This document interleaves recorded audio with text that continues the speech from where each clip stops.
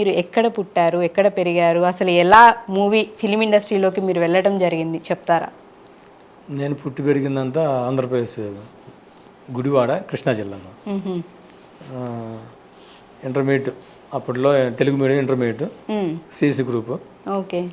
చదువుతున్న టైంలో మేము సినిమాలు చూసేవాళ్ళం.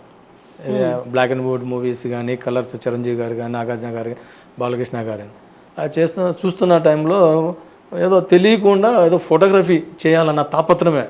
అంటే ఒక ఇన్స్పిరేషన్ అంటే తెలీదు, పలానా కెమెరామెన్ గారు చూసి ఇలా చేయాలి అలా చేయాలి, సినిమాలు చూసి ఇన్స్పిరేషన్ అంతే. ఓకే, సినిమా చూసి ఏదో ఫోటోగ్రఫీ చేయాలని దాన్ని చూస్తూ అప్పుడు మాకు రీల్లో ఫోటోగ్రఫీ ఇది ఉండే కెమెరాలు.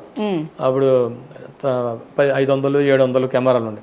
ఫిల్మ్ తీసుకొస్తే అది 50 రూపాయలు రోల్ వేసి మేము అని నువ్వు ఎగురు ఇలా చేస్తా, నేను లో యాంగిల్ పెట్టి అలా చేసి ఎలా చేసేవాళ్ళం.